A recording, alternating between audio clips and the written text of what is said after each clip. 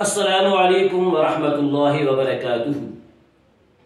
طہارت یعنی پاکی کے باب میں رسول اللہ صلی اللہ علیہ وآلہ وسلم نے امت کو جو ہدایات دی ہیں، ان میں سے بعض تو وہ ہیں جن کی حیثیت مستقل احکام کی ہے، جیسے استنجے کے احکام، جسم اور کپڑوں کو پاک رکھنے کے احکام، پانی کی پاکی اور ناپاکی کے تفصیلی احکام وغیرہ۔ اور بعض ہدایات وہ ہیں جن کی حیثیت شرائط نماز کی ہے، اور وضو کا حکم اسی قبیل سے ہے۔ اللہ رب العالمین قرآن پاک کے اندر فرماتے ہیں، یا ایھا الذین آمنوا اذا قمتم الى الصلاۃ فاغسلوا وجوہکم وایدیکم الى المرافق وامسحوا برؤوسکم وارجلکم الى الکعبین۔ اے با ایمانو، جب تم نماز کا ارادہ کرو تو اپنے چہروں اور اپنے ہاتھوں کو کہنیوں سمیت دھو لو، اور اپنے سروں کا مسح کرو، اور اپنے دونوں پاؤں کو ٹخنوں سمیت دھو لو۔ اس آیت کریمہ میں بتایا گیا نماز جو اللہ رب العالمین کی مقدس بارگاہ میں حاضری اور اس سے مخاطبت اور مناجات کی ایک خاص شکل ہے، اس کے لیے باوضو ہونا لازمی ہے۔ پس اگر کسی کا وضو نہیں ہے، یعنی وہ حدث کی حالت میں ہے، تو نماز شروع کرنے سے پہلے وضو کر لینا چاہیے۔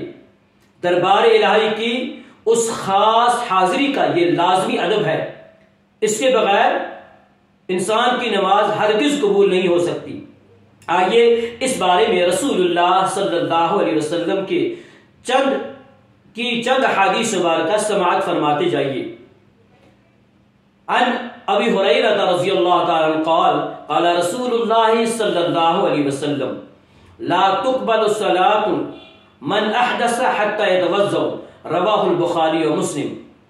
حضرت سیدنا ابو ہریرہ رضی اللہ تعالیٰ عنہ سے روایت ہے کہ رسول اللہ صلی اللہ علیہ وسلم نے فرمایا، جس شخص کا وضو نہیں ہے اس کی نماز نہیں ہو سکتی، اس کی نماز قبول نہیں ہو سکتی حتی یتوضا، تا وقتے کہ وہ وضو نہ کر لے۔ اس حدیث کو امام بخاری اور امام مسلم نے اپنی صحیحین میں روایت کیا ہے۔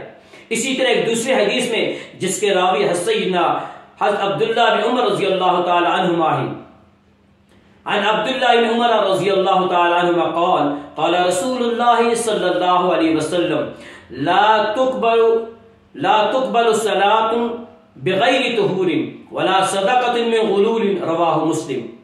حضرت سیدنا عبداللہ بن عمر رضی اللہ عنہما سے روایت ہے کہ رسول اللہ صلی اللہ علیہ وسلم نے فرمایا، لا تقبل صلاة بغیر طہور، کوئی نماز طہارت کے بغیر قبول نہیں ہو سکتی، وضو کے بغیر قبول نہیں ہو سکتی، اور نہ ہی کوئی ایسا صدقہ قبول ہو سکتا ہے جو ناجائز طریقے سے حاصل کیے گئے مال سے ادا کیا جائے۔ اس حدیث کو امام مسلم نے روایت کیا ہے۔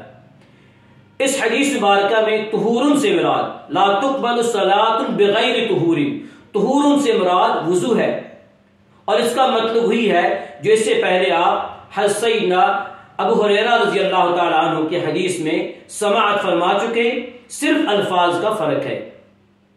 اللہ رب العالمین عمل کی توفیق نصیب فرمائے۔